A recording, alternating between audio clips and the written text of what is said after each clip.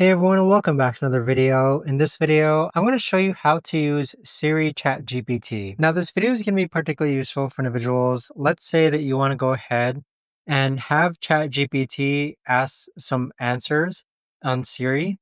How do you actually go ahead about doing so? So first, let's go ahead and click onto Settings.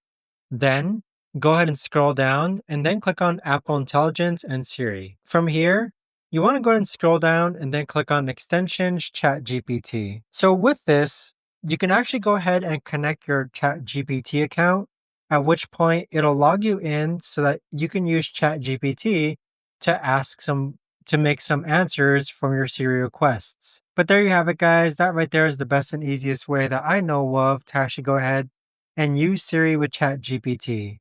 If you guys know of a better, easier way to actually do this, let me know in the comments down below. I would love to know. Thanks so much for watching, everyone, and I'll see you guys all in the next video.